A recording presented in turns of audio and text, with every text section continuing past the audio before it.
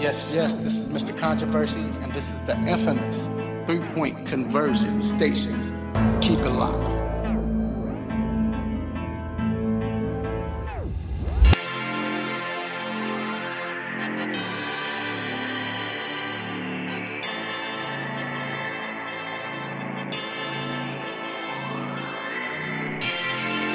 Yes. We are back inside the three-point conversion sports lounge. And I am your host, Mr. Controversy. Did you miss me? Man. Another beautiful Saturday morning. Very excited to be here. I'm excited just to be alive, y'all. I'm not going to lie. But, yeah, man. It's a great weekend in sports. Lot to talk about, man. We got a lot of stuff to get into. You know, this is that time of the year when you start to make that shift. I guess we already kind of made that shift after the Super Bowl, but you know, XFL kind of played a little part in that. But man, it's time to make that shift right now. And again, like I say, we're talking a lot right now. We have the NFL scouting combine going on, and I know a lot of people don't watch this. Ever since I've been doing, radio or podcasts, whatever, I've had to get into it. That was just, but it's been interesting, and the fact that they made it live, they've made it live at prime time now. That did it justice, I think, because when you watching the play-by-play, I don't care. It's just something about, I know you got a lot of binge watchers and all that. They watch some TV shows and all of that. I don't know, but it's just like when you watch something and it's a playback, you're just not as interested as it is when it's live. So, but anywho, like I said, man, that's going on. We got so much to talk about, man. But first, again, you are listening to the 3-Point Conversion Sports Lounge. And, of course, I can't do this by myself. I'm not doing this by myself. I have my engineer, the man who makes everything happen behind the scenes, my guy, G. What up, G? Engineers don't do that. What should I call you then? I already told you. I'm your producer. Producer? Okay, producer. He's a producer. On the sheet when I came in, it said engineer, but you're right. You exceeded. You're not that anymore. That's when we had Sean. That's when we had Sean, right? So the producer, my producer, I guess he producer 1B, 1A or whatever. But G is here with me. My co-host, partner in crime, D Intellectual, can't make it this evening. He's dealing with some sickness. He's ill. He hit me up this morning, so I told him, man, just take the day off, man. We can do it, Been doing this for 5 years by myself, struggling. No, I'm just playing. But G here with me, and I got everybody else listening. But yeah, it's a great show today. As I mentioned earlier, we're talking about the NFL scouting combine. We're going to get into that. Who basically stood out, and I mean, the players that didn't participate, the obvious, the Chase Youngs, the Joe Burrows, Tours, should they be forced to participate? We're gonna get into that. Also, we're calling this get this off my chest show, because I'm a little disturbed about what happened on Saturday with Wilder and the Fury fight. Got to talk about the situation. I want to weigh in on, what should Wilder do next? Should he continue to box? I mean, should he continue to pursue Fury, which he has? I heard. I don't know how true that is, but I know he said he did exercise that clause. Or should he just wait and then fight somebody like Ruiz? What should happen? But we're gonna dive into this fight because it's a lot of stuff in that fight. People not getting into, not really talking about or tapping into. Yeah, he got beat up, but let's keep it real. You know what I'm saying? So it was disturbing, but hey, shout out to Fury. He did his thing. Also, we have a special interview coming up with young Jeezy. Yes, going to have his interview on today. It's going to be a lot of interesting topics we're going to bring up and see what he says. You know how we do here. We tell the truth and shame the devil, so we not scared. But no, man, we're going to have some fun. Also, we're talking the NBA. Look, this kid Zion is balling. But should we just chill for a second? Because he only played, 11 games? We seen players like Brandon Jennings. Is it Brandon Jennings?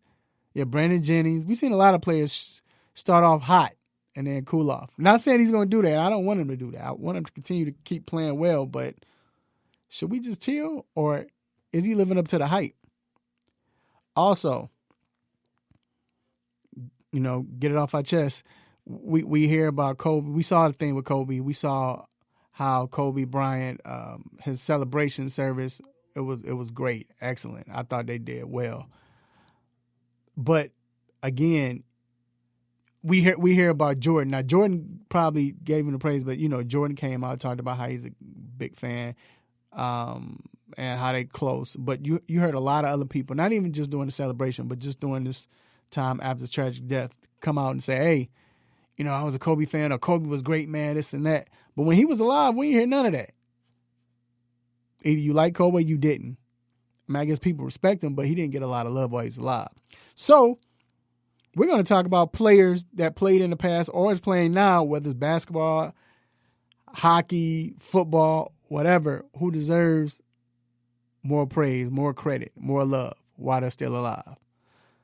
We got quick hit, stop it, what's on our mind. So make sure you let your family and friends know they can listen to the show live on 1100 AM WWWE, The Real. Also, we're on iHeartRadio, Radio Now, TuneIn Radio. We're about to get this Facebook going, trying to get this going. Dealing with some technical difficulties, but it's okay. We're going to get it together, I believe. But, hey, it's time for these quick hits. Let's get it.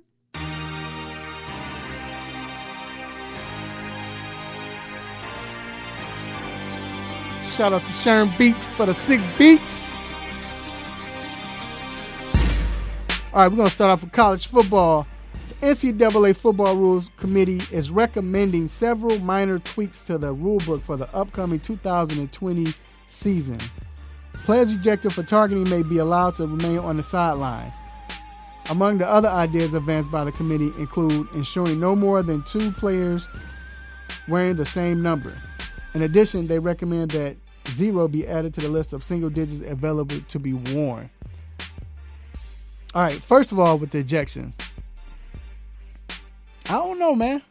I don't like the fact that they get thrown out anyway, but it teaches them how to tackle. But I'm kind of torn on this, G. How you feel about that?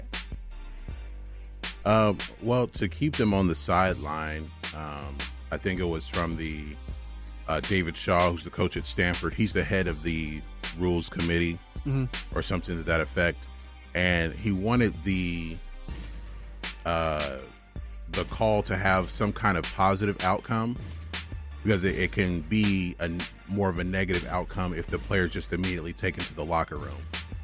So wants them to come out, wants them to stay out there, so it will still be a positive, kind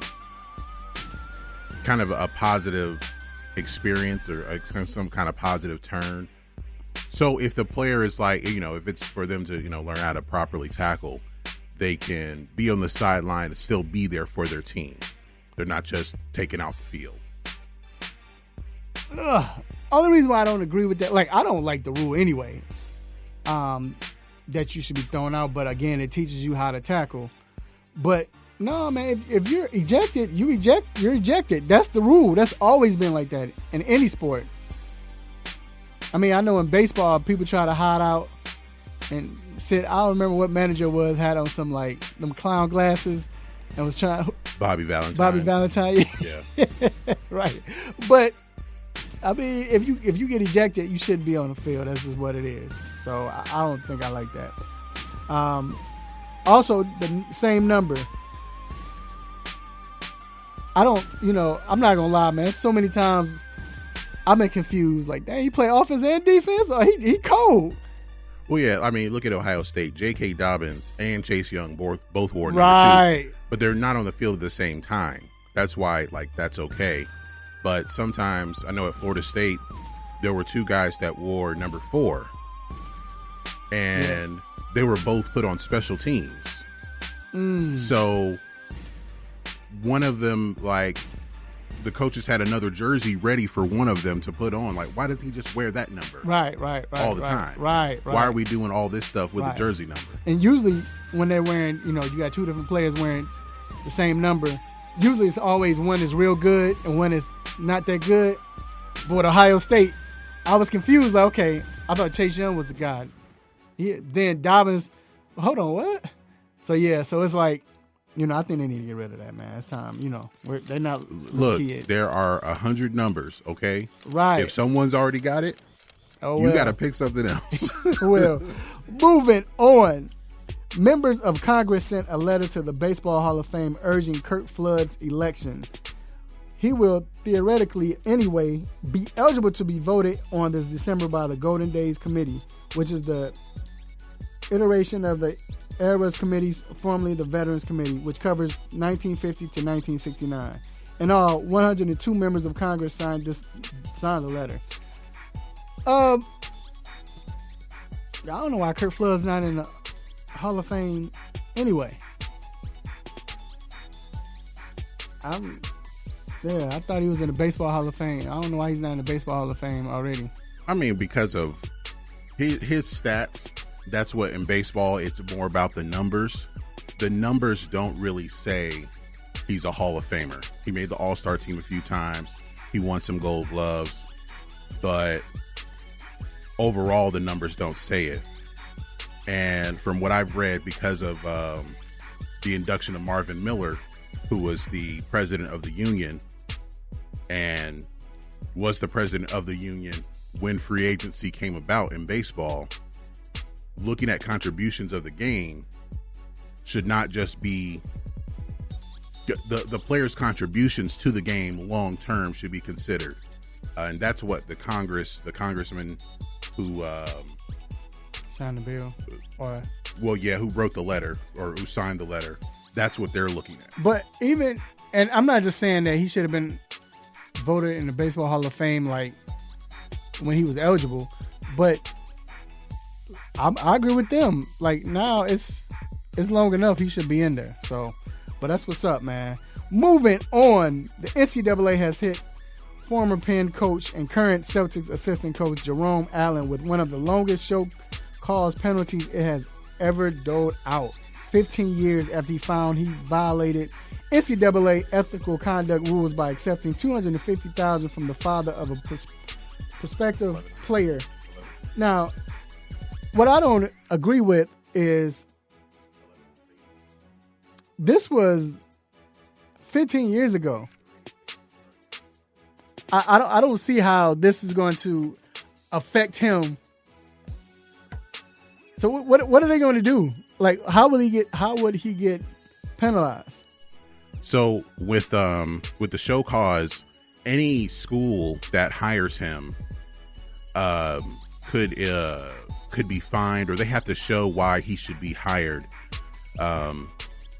or he would actually have to serve a suspension.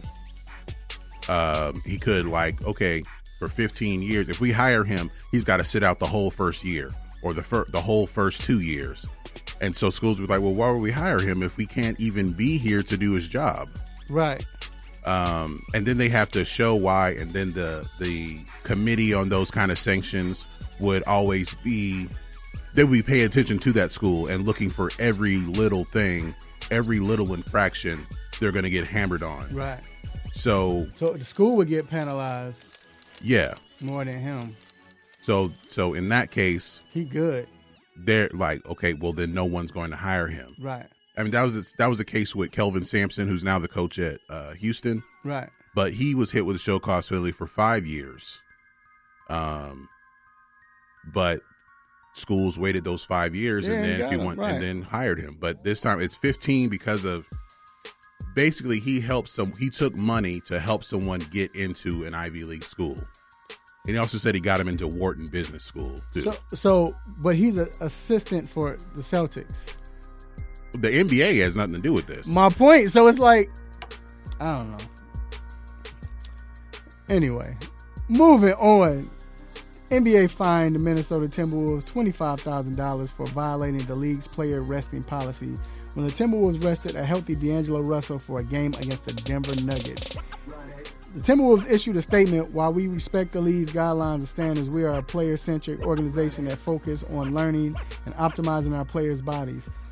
As a new player in our program, we chose to rest D'Angelo in order to learn his body better and to optimize his health during a difficult stretch of games and travel. Joe, you already knew it was going to be something static when he was like, while we respect. When you hear that, while we, you already know something coming up. I mean, man, like I said, we all know this the pop rule. They need to, I think if you do it more than once, that's when you should get fined. You know, I do agree you should play every game. Like I always say, when I go back to Jordan played every game since when he came back out of retirement. So I think he played every game when he went to, with the Wizards at 40 and 30. You know what I'm saying? So, but at the same time, I don't think you should get penalized. The first, he didn't play. And we're in a different era where the kids that are coming up are playing more. If they're on the AAU circuit, they're playing, 100 games a day. So there's more wear and tear on the bodies by the time they even get to the league. Right. So still playing at the frenetic pace that the NBA schedule is, there's going to be injuries. So teams are trying to find a way to manage it for the long term because, hey, they're putting a lot of money into these guys. And then there are no immediate plans for the Dallas Cowboys to induct former head coach Jimmy into the Ring of Honor, according to the owner, Jerry Jones. Well, Coach Landry was in the Hall of Fame before the Ring of Honor. Here we got two of the greatest coaches in the history of the Cowboys, so they can go in the same order. Jimmy Johnson's been inducted this year. That was gangster. I feel him. I mean, but he didn't. Okay, here's the thing. I know we got to go. We'll make this quick. Here's the thing, though. With both coaches, he had a little bit of animosity towards him, or they had animosity towards him. I mean, the petty is still there. I think they parted ways over some pettiness because people weren't giving Jerry Jones his credit. Like, you're in the Hall of Fame now, Jerry, and you got in before Jimmy. I think you've gotten your credit, right? But it's not. I guess it's not enough credit, right? Yeah. I think he still goes into coaches' meetings and tries to help draw up plays. Yeah, he does. That's all right. That's my guy. So, and last but not least, the Japanese Professional Baseball League will play its remaining 72 preseason games in an empty stadium due to the coronavirus, and the league's 12 teams had a special meeting this week to make the decision just less than a month before the regular season is slated to start. They did not announce any changes to the regular season. I feel them. She wasn't nobody going anyway. Yes, it's just preseason. Well, I don't know how it is in Japan, how they are about preseason baseball. But I know the regular season is a big deal. But I think the main concern, and you'll probably see more news about it, is somebody used the words cancellation with the Olympics, which is in Tokyo this year. Yeah, because I heard they were thinking about moving it, but now I don't know. They might just be like, we might just not do it. Yeah. Because don't let them jokers come in and participate. All right, so we'll take a quick break. And we'll be right back. Hey folks, Handsome Josh is here to reveal some big news to all the AM 1100 listeners. I have an app. That's right, you can now check out all your favorite programs right here on The Real with the Real 1100 app. Whether it's sports, entertainment, or lifestyle, the Real 1100 definitely has you covered. So why don't you just tell me how much it's going to cost me? And here's the best part. It's available in your Google Play or Apple App Store, and it's free to download. Actually, you can count me in on this one. So download the Real 1100 app today and stay in tune with The Real. How do you define strength? Is it physical?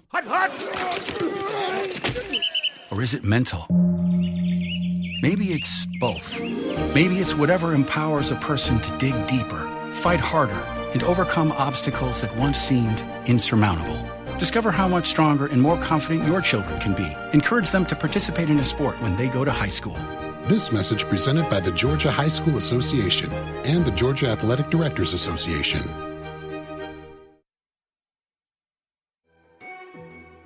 Yo, you chilling with the 3-point conversion sports line. It's Chad Johnson.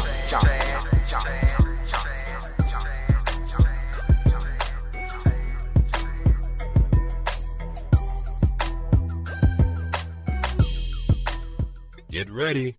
From the oven to your ears, it's now time for the Hot Topic.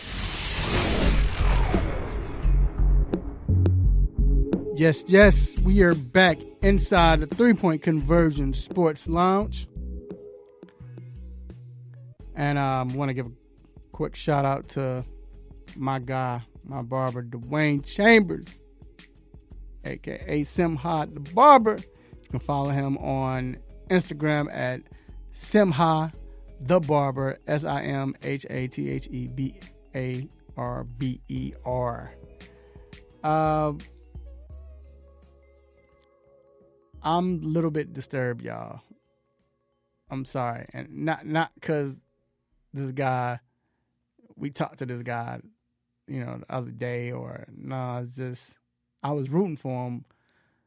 Just the way it happened, man. I don't know. It just didn't sit right with me. Not saying that somebody cheated. I'm not saying any of that, but it's just Deontay Wilder and Tyson Fury. We were so, everybody was anticipating a great fight, or I don't know what you all. I know most people thought it was going to be a great fight, and it wasn't a bad fight or anything like that. I mean, he got his butt whooped. If I can clean it up, he did. But what was disturbing is how it happened and the way it happened. So he got knocked down, right? You think about the first few rounds, he got a few punches in. What was it? Right overhand, landed a few times, 2 or 3 times. Fury came back with the jab, so it was okay. It was like, all right, this might be something. It's good. They're getting shots in. But then the knockdown by Fury. Now, I wish we had everything going on with Facebook and all that, because if you looked at it, if you see it, when he got knocked down, live, I'm not going to lie, G, I thought he got hit in the back of the head, just live. But as soon as he got knocked down, as soon as he hit the canvas, he reached to the back of his head and looked at the ref, complaining like, you see he just hit me in the back of the head. So usually if somebody get knocked down, if you try to play it off or whatever you do, you're going to get down, you try to get up real fast, or you stay down for a second or what have you. You don't, when is the last time, G, you seen somebody get knocked down, and as soon as they get knocked down, as soon as they hit the canvas, they turn around and complain to the ref like, and I'm saying that to say that the punch didn't hurt him, it didn't, when I mean hurt him in boxing terms, it didn't hurt him. He wasn't dazed, he was complaining, which I was with him. I thought he got, so let me know that punch didn't hurt him. But it hurt him because it knocked his equilibrium off. And we all know, like, shout out, give him another shout out to Brother Will. He was telling me today, man, if you want to hit somebody, you fighting somebody, all you got to do is hit them with an open hand in the ear. They messed up as hard as you can. So his equilibrium was off. You know it was because he kept falling. Not only that, G, when you get hit, the second knockdown, when he got hit with the body shot, G, when you see somebody get knocked down with a body shot, what do they usually do? What's the first reaction? They crouch forward. down. They lean forward. What did he do when he got hit with a body shot? Went back. Let you know that it wasn't the fact that he got knocked down because it hurt him. His equilibrium was off. And I don't know if, first of all, if y'all been drunk, your equilibrium's been off, but you probably don't notice because you're drunk. But my equilibrium was off before. I've been, not because I got hit, but I was like on a cruise and it threw me, my whole equilibrium was off. So I was able to function. I knew what was going on. You're not dazed. It's just your balance is off. I'm stumbling, couldn't walk straight at certain times, and I just didn't have no legs, and that's what was going on with Wilder.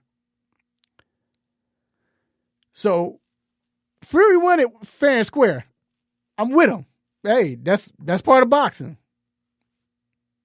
Yeah, I mean, to describe those two incidents, I mean, it just looks like two missed calls that may have cost you the game. Right. And it happens. I saw enough I saw the end of the fight. I thought that Wilder was, I understand what he was saying, as far as he wouldn't want his team to throw in the towel. He'd rather die in the ring than to quit. But they were trying to protect him. Right. So, but I understand being frustrated from that with that regard. But overall, those two incidents aside, Fury still won the fight. Right, he did. Fair and square. I mean, as far as they didn't call anything, so please get the stop it button ready for me. But yeah, and I'm not giving Fury a stop it for singing the song. That was dope. But when I say dope, just the fact that he was gloating. If you win, you're supposed to gloat. But for Wilder to say, well, I'm not making any excuses, but I wore this 50-pound outfit or what have you, and it messed, now my legs are gone. Stop it. Come on, bruh. Come on, dog. We already knew you was gone when you couldn't. He couldn't even say. He was like, "Well, when my manager, my coach, my girlfriend, my teacher. When they do the towel, bro, he said 15 names before he." Oh God, I was embarrassed, man. It was almost the Ben Roethlisberger seminar for accountability. What? My team shouldn't have thrown in the towel. My costume was too heavy. I hurt my knee last week. I think one of my trainers was in cahoots with one of Fury's cornermen. I don't know if he said that, but that story came out. So it just seemed like it was a lot of excuses, but I know you'd say no excuses.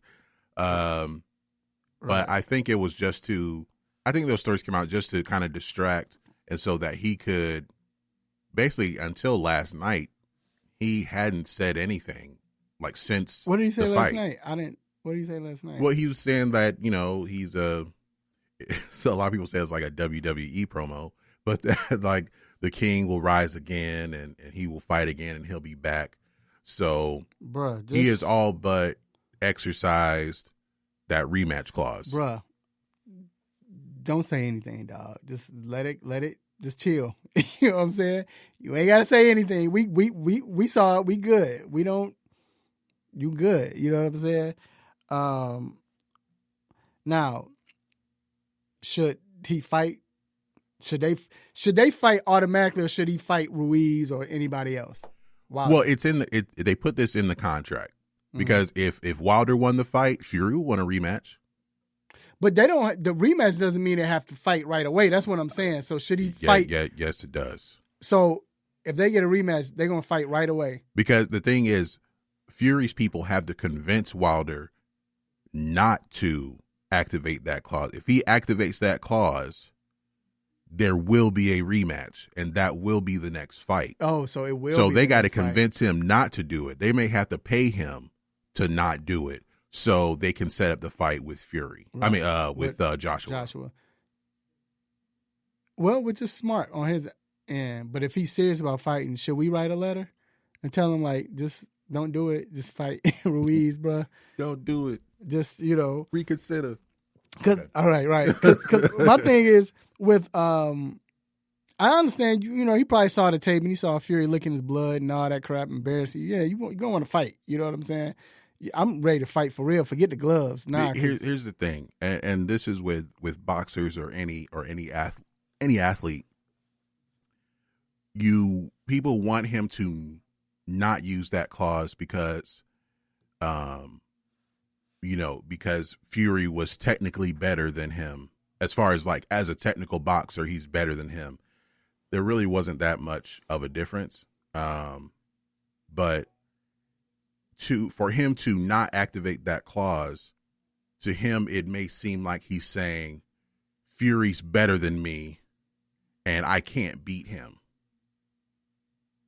And no athlete, especially a boxer and a guy like Deontay Wilder, will never say that. Right. He will never admit that. Right. So if the rematch clause is there, I'm going to take it, and I'm going to fight him again, and I'm going to beat him this time, because that's what he believes. He believes he's going to beat him this time. The only thing for me is I think if they're going to fight in September, I feel like that's too soon. But it's a pride thing that he's going to activate that clause. He doesn't believe that Fury is better than him to the point where if I have this rematch clause, I'm not going to use it because I feel like I can't beat him. Do you think they can convince him not to? As far as, because look, you get another bag fighting Ruiz. They got to pay him a lot. They got to pay him like, I don't know how much he made off of this fight, $50 million or whatever. You got to pay him at least $40 million to not activate that clause, and you got now 3 weeks to do it, right? Because it has to be done within 30 days.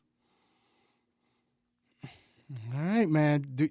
So, what you think about Fury though as a fighter though? Do you think Wilder can beat him? I mean, we know anything's possible. We know Wilder can knock him out.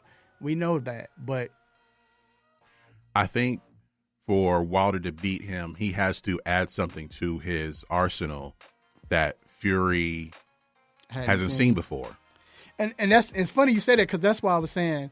At first, I was saying that I still want him to fight Ruiz, but I was thinking if he fight Ruiz, then he can.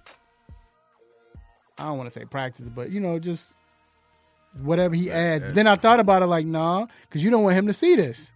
Yeah, like there's people, and some people have said that, like, no, there's no warm-ups or what may be perceived as a warm-up. You don't need an extra fight to get to the rematch.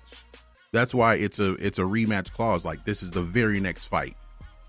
And like I said before, if Wilder won the fight, Fury will want that rematch immediately. But that's why I think that because of how everything played itself out and what happened, that's why I think it's important. I think it's good that it will be a rematch, because it wasn't like he beat him up, but you know what I'm saying? He was off. Like it wasn't him.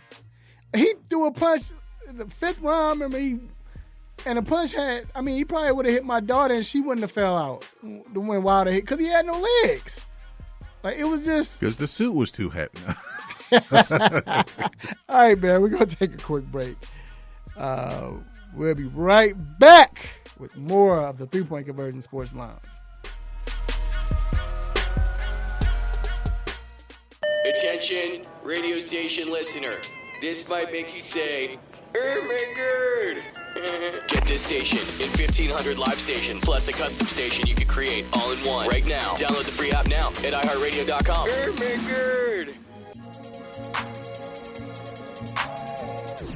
I'm IT, a.k.a. Ike Taylor, a.k.a. Swag, a.k.a. One of a Kind, a.k.a. I don't shoot twos, I shoot threes on the 3-point conversion radio.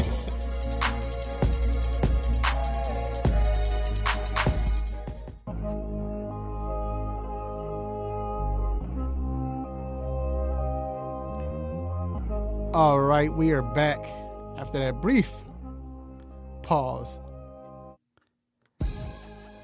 So, NFL Combine is here, which means we're now technically into the 2020. I mean, I guess not technically because it's not. We don't have the what's the free CBA and all of that. Yeah. It's in a couple weeks. Yeah, the new league year. I don't know why it's like the that. Middle of March, but right. Yeah. But the Combine is here, and it was definitely a few people that raised some eyebrows, man. Let me ask you. I'll ask you first. Who? I wish I was more prepared because I did not watch the Combine. Oh, yes, because you've been covering games. So I'll tell you. But from what I've read, Mekhi Becton, the offensive tackle, he's like 6'9", 340. He's probably going to be a top 10 pick. Ran a 5.1 40. I know people think like any 40 ton that starts with a 5 is bad, but the dude is like 6'9", 340, and ran a 5.1. He's 360. 360. Oh, excuse me. Yeah, he ran a 5.1. He is. I think he was 360. Yeah, but he ran a 5.1. He bought out. Yeah, that dude from Alabama, right? I think it was Alabama. The guy from Alabama. I think. Is that where he's from? I think no. So. Is it? I think. Or it was the. It was Louisville. Okay, the dude with the. I think he had dreads or something. 6'7", 368. Yeah, so I was right. 368. But he's probably going to be a top 10 pick. No, so how about Tristan Wirfs, O-lineman for Iowa? He's 6'5", 320. He ran a 4.8. That's ridiculous. What they feeding them boys in Iowa? A 4.8? That's insane. Like, I wonder if he can beat Dwayne Chambers, you know? No, I'm just playing. I'm just playing, man. I'm just playing. But a 4.8? Golly. Then Jonathan Taylor, man, he showed out last night. When you look at Jonathan Taylor, you don't think of a fast running back, right? You didn't look at watching him in Wisconsin. We kind of think that way about any Wisconsin running back. Right. Like you think, well, they have a great offensive line and it's like a volume score. He's going to get a lot of carries. Because when even when he breaks one, I mean, everybody knows once you break one in football, you usually don't get caught. I'm sorry. Anyway, but this joker ran a 4.39. A 4.39. And when I tell you he looked like a track star, they said they've been working with him. The way he had his hands when he first started, and when he came up, just like his head was down until midway. Then he lifted his head up midway through the 40. I was like, wow. But then his hands, man, when they were doing the drills, the pass catching drills, didn't drop anything, caught everything flush. I think he might have moved himself. I'm trying to think. Who are the top 5 again? It's the Bengals. Washington. I think the Lions are number 3, Dolphins 4. And I remember who the 5th team is. So Lions the Lions are number 3, Giants at 4, Dolphins at 5. So I know everybody's saying Dolphins will get Tua. Now, here's the thing. Do you wait to get another quarterback? I don't know when next time they draft, but who, the Dolphins? Yeah. I know they have 3 first-round picks. So if that's the case, if you're still questioning Tua because of his injury, you go get Jonathan Taylor. Well, we'll see what else happens. We'll see what else happens throughout the rest of the combine. But I'm just saying, because he's probably the only team. That's probably the only team right now that needs a running back. Well, if you're looking at the top 5 or 10, offense, Chargers, the Cardinals at number 8, maybe the earliest. I mean, it depends on what they're going to do with David Johnson. I don't think they plan to cut him because of all the cap hit. Right. But I don't know, because I mean he may still get the Wisconsin running back label. Melvin Gordon has broken that to a certain extent. But it's possible. I think he may have been a late first round pick anyway. So I think if the Dolphins are going to use a pick like that, a pick on a running back, it doesn't have to be. I mean, they pick at 5 and then they pick at 18, and then at 26. So he still may be available. Nah, I think he's gone. Any team that needs a running back, especially later on. Well, then I get maybe the Falcons. The Falcons are at 16. May consider it. But I think you have to move up because,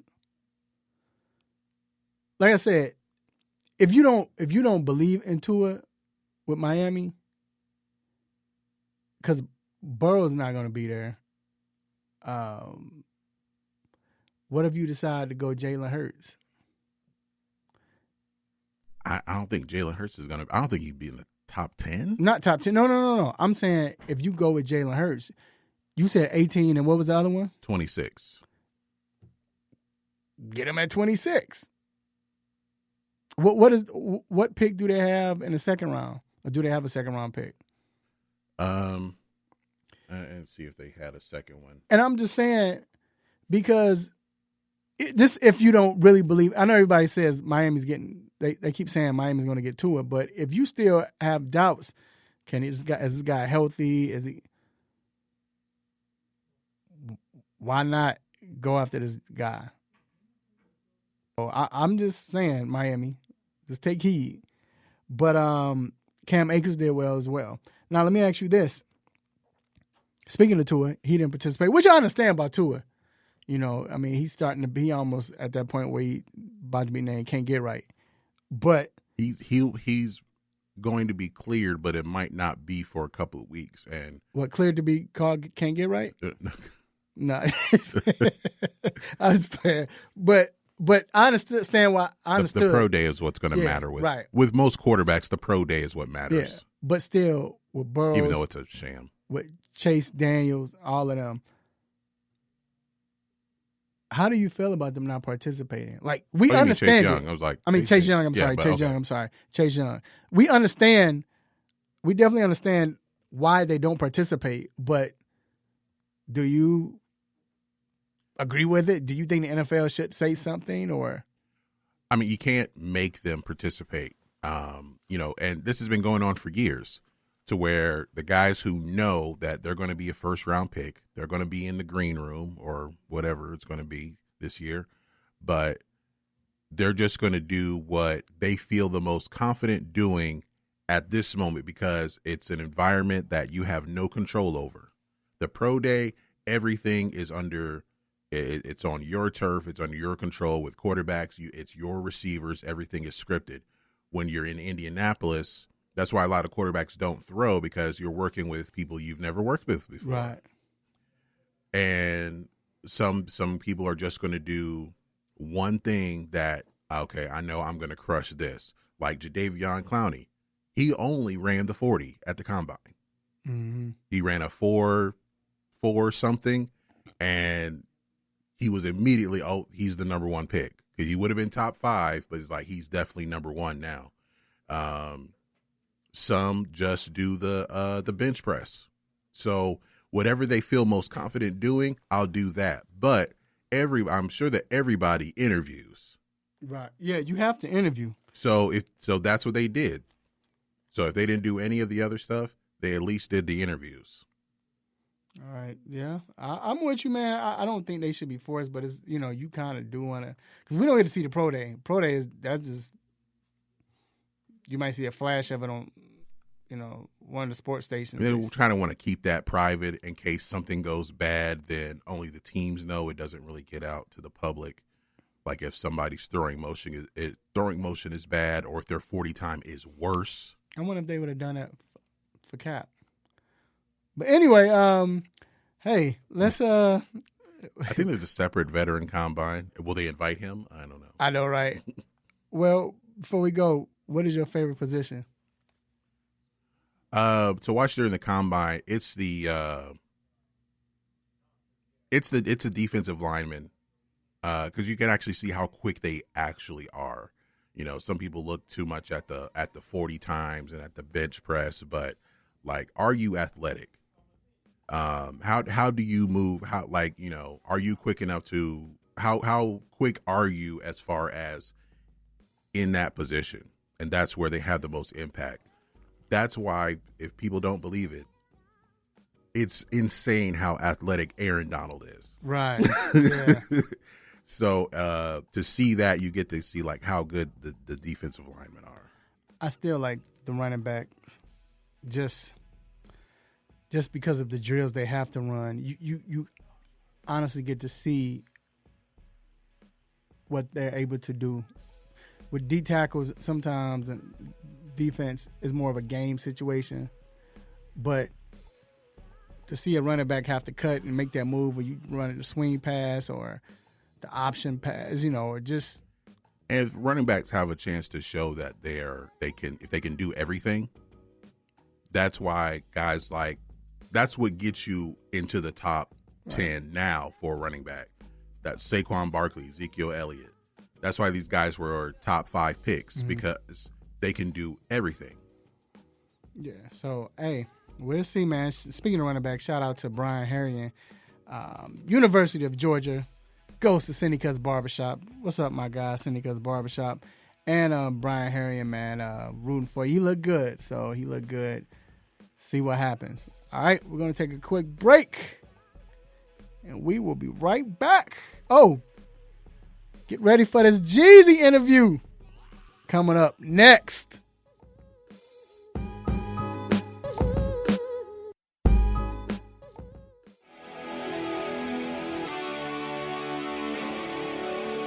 Have a sports injury? Need to see an orthopedic doctor? Ortho Atlanta is one of Metro Atlanta's largest orthopedic and sports medicine practices, providing orthopedic and sports medicine care for the whole family. With 37 physicians and 14 offices, the practice provides the highest level of care for injury of muscles, joints, bones, and spine. Ortho Atlanta offers convenient access to a full range of musculoskeletal surgeons and specialists. Ortho Atlanta also offers on-site physical therapy, pain management care, MRI imaging, and workers' compensation care. The Ortho Atlanta surgery centers in Austell and Fayetteville provide cost-effective, same-day surgical procedures in an accredited outpatient center. Hip, knee, shoulder, back pain? Ortho Atlanta has you covered with specialists in all areas. Same-day appointments, orthopedic care for the whole family. Ortho Atlanta, Atlanta's choice for orthopedic and sports medicine care. Learn more at www.orthoatlanta.com.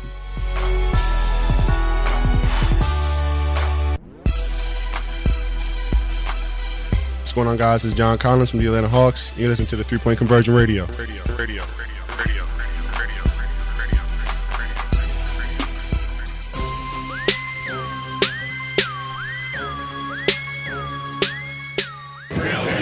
What up? It's Mr. Controversy here at Radio Row for the 3-Point Conversion. Of course, I got my man D Intellectual. What up? And as you can see, we have a very special guest from the A, my man Young Jeezy. What up, man? What it do? What it does, baby? Hometown, home team. What's happening? We good, man. We good. Yeah.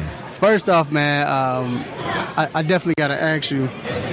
We've been talking about this on our radio show with the Hawks. We got Trae Young. Right.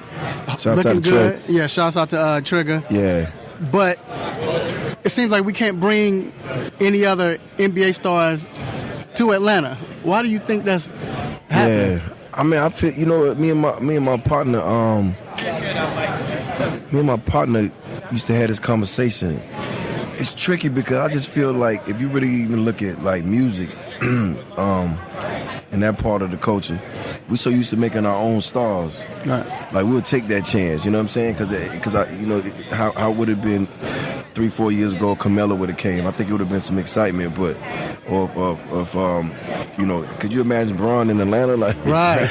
You know what I'm saying? But I just feel like we so, you know, you self-made and want to make our own stars that we'll take that chance and bet on some new blood and just let them work it out. Because if they do, if and when they bring it home, we gonna be proud. Yeah. You know what I'm saying? So, you know, if trade them, bring something back, you know, we gonna stand up. So I just think that's the Atlanta mentality. Like, we just so self-made. Absolutely. You know what I mean? So, and I thought about that because our games be like parties. So we did have right. Because one year I went and Braun was playing, and the whole arena got up and started screaming MVP, and I was just like, but we show that love. But I really think if we got some stars, though, you know, other than the actual game, I think it'll be a bigger party. That's all. Absolutely. You know what I'm saying? One question we always talk about how is with the Atlanta United, like they fans are crazy. Yeah, it's crazy. No, I've been and I've did the thing. Yeah, when you hit the little drum, whatever. Yeah. What do you think some of the other teams, maybe the Falcons, even the Hawks, can do to kind of get that crowd? Well, that's where you got to understand. That's when it comes into coaching, man. Because that's what I saw when I went there. You talking kids, you talking different nationalities, you talking Latinos, Asians. You know, you just talking so many different elements in one place, and they excited for one game that's not really played nowhere around here. So when they come, that's a treat. Because I actually went there and I was like, yo, it has to be more people in here than in a Falcons game. You know what I'm saying? The energy is different. So I think it's the sport, and I just think it's you know, when you think football, you think basketball, that's pretty much those are culture sports. I think this has a lot to do with so many different cultures that, you know, when you get anywhere, you got kids that's, you know, 3, 4, 5, and they looking up to these soccer stars, and they're coming. It's just a different energy, bro. Right. I took my daughter, and she was just, she knew who some of these guys were, and I'm like, yo, I don't even know this.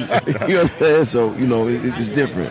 Now, we cover the Hawks, and I'm in the locker room, got a chance to rap with LeBron, like, this off camera. And LeBron told me, we were talking about hip-hop and everything, and he was like, my favorite rappers, because we was asking him about Atlanta and hip-hop, my favorite rapper, especially out of Atlanta, is Jeezy. He was like, nobody was harder than Jeezy. When Jeezy came out, nobody was harder than him. Yeah. Brian said it to me, and I was like, I gotta. If I ever see him, let him. Right. So I'm gonna ask you. At that time, hip hop, you know, it was always, you looked at it, East Coast, Brooklyn, then West took over. But that time was very important for the South. Right. How does that feel, man? Knowing that definitely you were a part of it, but Atlanta was like at that time like the Mecca of the South. And hip hop at that time. Yeah, I take that back to the conversation we was having about, you know, the Hawks. Yeah, it's like we as Atlanta, we built our own alliance when it came to music. We didn't have anything from anybody outside of us.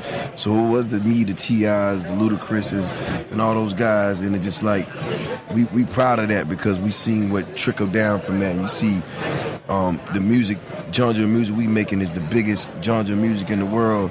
And you can't go in a party and that don't come on. So for me, it's just being one of those forefathers. You got to really sit back and look at it as like, man, you know, all those nights I spent in the studio, all those times I might have second guessed things, and I had to figure it out. Like to see somebody that appreciates your work and your effort, you know, it's real, bro. Especially like, you know, just walking around here because a lot of these cats wouldn't even know me if it wasn't for the music that I put out. Right. You know what I'm saying, or the time that I put in. Mind you, all my was real life. Right. Clear that up now. So I was going through it while I was going through it. Right. So to be recognized for that is real. Absolutely. Now, yeah. You've been in the game for a minute, and during that time, you know, Kobe was coming up and doing everything. Yeah. You got any big memories of Kobe? Oh, man, I remember being in this picture that I posted. I remember being in this party, and he was there. I think it might have been an NBA might have been, man, I forget what it was, but All-Star or something like that. He was there with his wife, and I had my suit on, and he walked up on me. He was like, "Yo, Jeez," and I was just like, "Damn, that's Kobe." You know what I'm saying? I'm like, he tall as shit. You know what I mean? And I just was like, you know, and he knew who I was, and to me that was just like, you know, damn, like, you know what I mean? And as time went on, you know, we ran into each other here and there, and you know, from that moment, you know, we loved Kobe as, you know, Kobe Bryant, but you know, as we grew up, you know, as fathers and became, you know, men, I just saw his transition, and that's what I respect the most. I saw him go from being somebody that was so great on the court that we all loved him, but he had his going on off the court that everybody judged him for, to him balancing all that out. And that's the greatest memory of Kobe Bryant that I remember, like him being just a class act all the way around. You feel what I'm saying? Like a great black man, a role model. You know what I'm saying? Like all the way through and through. So, you know, rest in peace to the homie, man, and we're gonna keep his legacy alive out here. Man, it's kind of sad because at one point we were judging him because he wasn't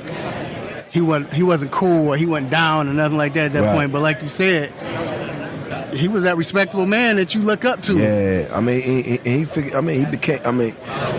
he became somebody that, to me, and you just asking as a man, I feel he became a better person and a better version of himself after the game. Right. You know what I'm saying? After he retired, it just like he just got it, and he just started coming full circle, and you just start seeing this guy like, you like, damn, man, like he really is different. Like, you know what I mean? We didn't see that on the court. We just saw his skills. You know what I'm saying? And it's just like, you can be judged by that, but then you don't know how people are in their real life.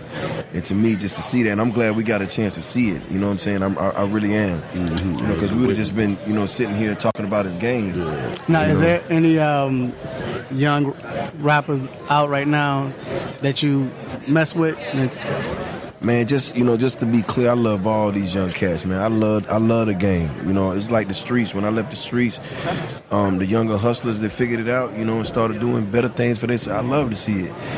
I've never been, you know, and just whatever the misconception is of, you know, history is history. Like, things happen that we can't change in what we do. You know, Michael Jordan did play Kobe Bryant. This person did play. That happened, you know what I mean? But as they evolve, they become men. And then they look at the up-and-coming guys and they go, oh, like, this is LeBron James. Like, he's, you know what I mean? So it's the same thing for me. Like, I look at these young guys, and I was with Yellow Beezy last night. You know, we came and kicked it, but I'm like, I remember when I first seen him, he had one chain. Right. I'm like, man, how you even putting all that on? You know what I mean? But I love it. Right. You know what I'm saying? Because I see he's coming into his own. He's getting his records played in the club. And then, you know, you feel their energy. I was with Deuce the other day from Memphis. You know, one of my little homies put me on him. I was like, yo, this kid is bringing back where Lil Jon them started.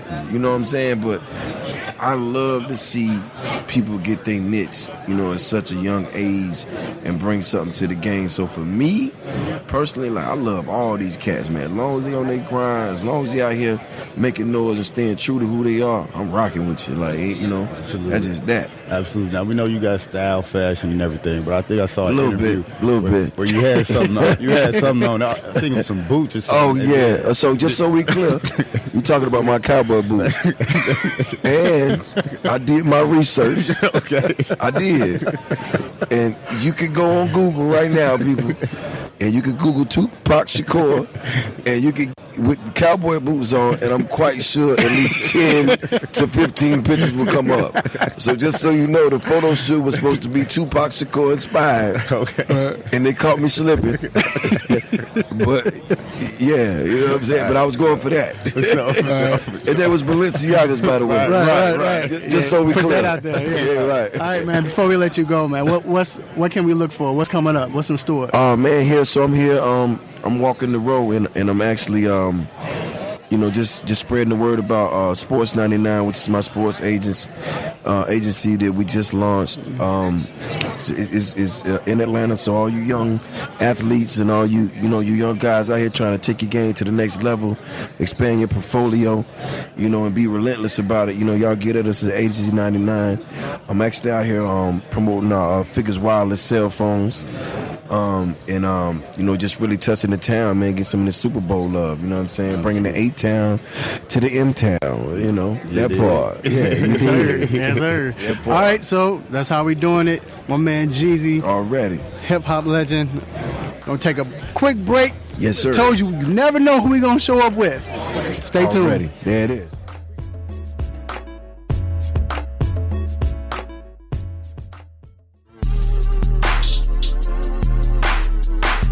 What's up? This is Vince Carter. You're listening to the 3-Point Conversion. Check it out.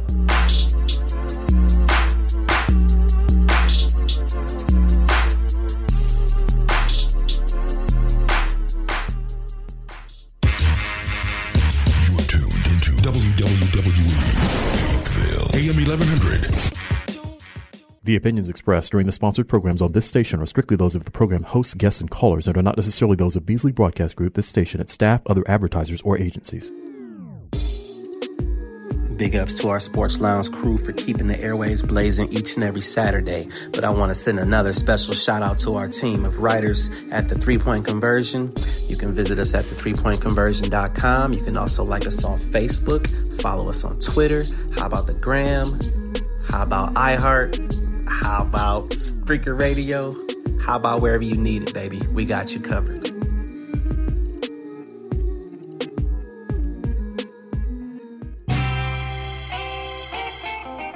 No mercy. Don't let up on him. Go hard on him, Mr. Controversy.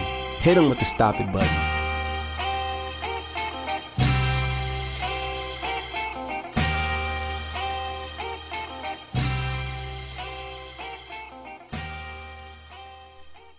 All right, we are back inside the 3-Point Conversion Sports Lounge.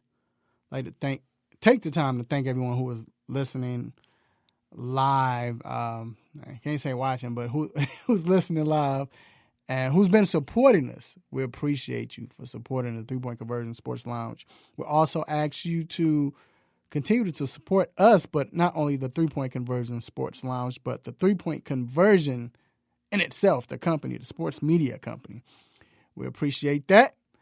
And it is now time for the most infamous, the most famous Stop It segment. Let's get it. Stop it. Stop it. Stop it. Stop it. Stop it. Stop it. Stop it. Stop it. Yes, S-T-O-P, new word, I-T. Stop it. Stop it. Get some help.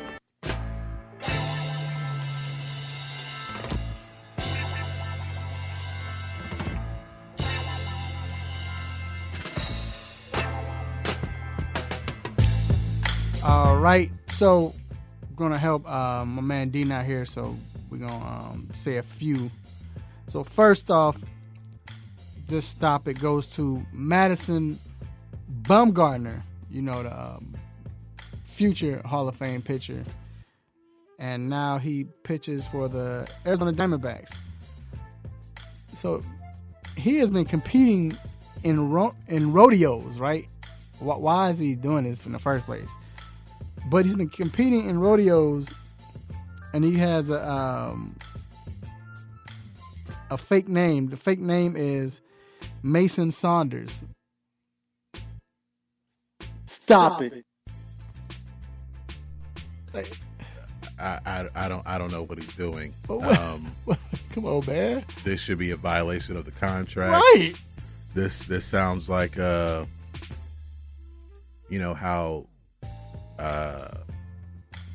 it's an unfortunate story, but with Jay Williams, they had in his contract, look, no motorcycles.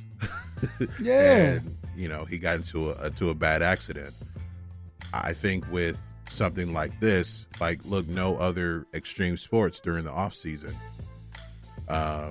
Maybe basketball is allowed, maybe touch football or something like that. Right. But rodeo? No. I don't know about that. All right, listen to this. R.J. Barrett he came out and he was talking. The media was talking to him. I think it was before the game or doing shoot around. But he said that he shoots left-handed, right? He's a left-hander, right? We all see that. He said he's actually a righty, and he's a better shooter with his right hand. Stop it. But he's just more comfortable shooting with his left. Stop it.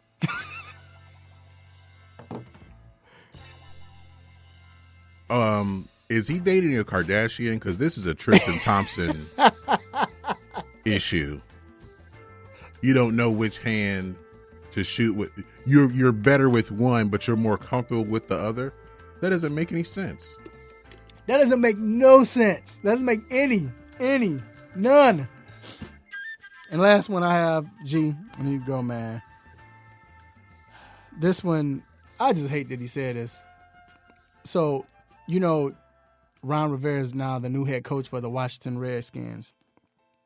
And, they drafted a young quarterback last year, Dwayne Haskins. He showed a little promise last year. He got to play in the late games. But the team has been outspoken about being interested in other quarterbacks, looking at prospects, maybe even the draft.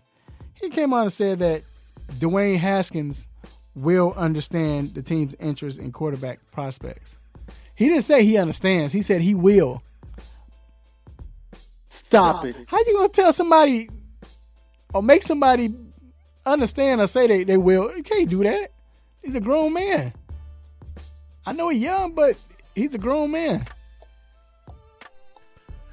I mean, I think if you're going to move on from him, just move on. If you feel like Tua is better, or for some reason Cincinnati won't draft Joe Burrow and you think he's better, okay, fine. And sometimes you just got to do it. I mean, Arizona did it just last year. Right. They drafted Rosen. They had the number 1 pick. You know what? We think Kyler Murray's going to work out better for us. They got Rosen out of there. Just do that. That's it. Hey, just do what you got to do. If you feel like you got a better chance if you feel like one of these upcoming guys is better, you got to make that move. I'm with you. Be honest with him. Okay, mine real quick. First, the Houston Rockets owner, Tillman Fertitta, who is trying to be in the news as much as Mark Cuban, honestly, as far as an NBA owner.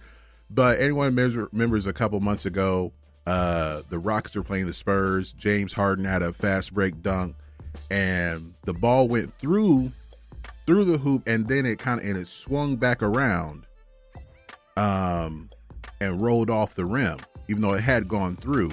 But the basket wasn't counted, and the Rockets eventually lost the game. Tillman Fertitta wanted to. The Rockets filed a protest, but Tillman Fertitta was not really up for it. He was against filing the protest. His quote: he said, "That's my basketball people who got mad at him. Honestly, I don't think we should have filed a protest because honestly, we blew the 22-point lead. They did blow a 22-point lead. But if something is important to my players and basketball ops people, I give them a lot of leeway." Look, I'm trying to see where the Rockets are in the standings. They're kind of in the middle of the pack or something like that. But look, all these wins matter, man. These wins matter. These wins have to matter if you're trying to win a championship. And I know that's what you want. You can't say stuff like this because now people don't trust you. Right. Stop it. All right, and my other one goes to your team's coach, Mr. Controversy, and the intellectual, the Chicago Bulls coach, Jim Boylan.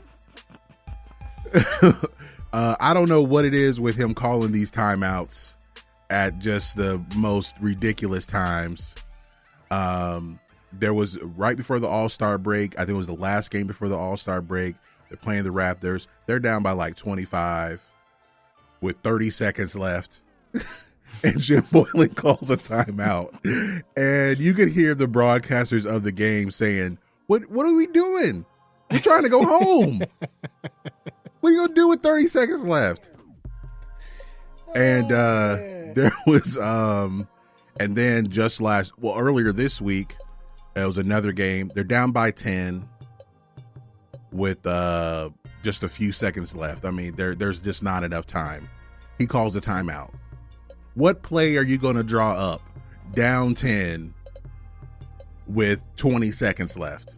what are you going to do? Right, yeah. But, and he tried to defend it. He said, you could via me on the 2-on-1, and we turned it over, and I make an expression. We were down 10. I called a timeout to coach my team. We were down 8 with 40 seconds to go in Charlotte and won. So it does happen. Once every he said 41 seconds? With 40 seconds left, when they came back against Charlotte, that one comeback. Right, but you said he was down 8. But well, in this game, like they were down 10 with like 20 seconds left. Yeah. Come on. What do you expect? Stop it. So, yeah. All right.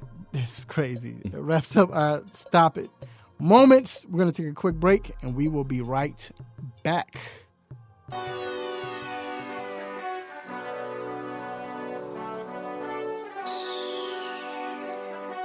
Let me break down to y'all what's so dope about the three-point conversion.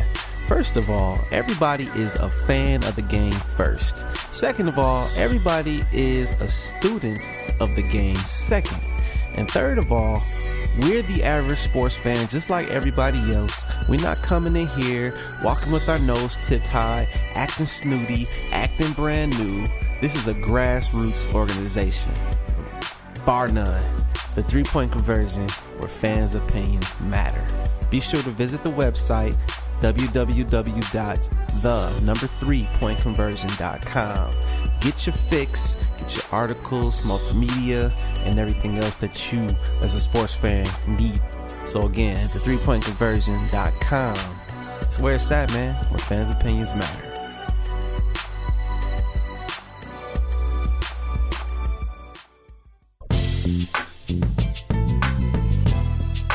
Okay, what's up? This is Aaron Gordon, and you're listening to the 3-Point Conversion.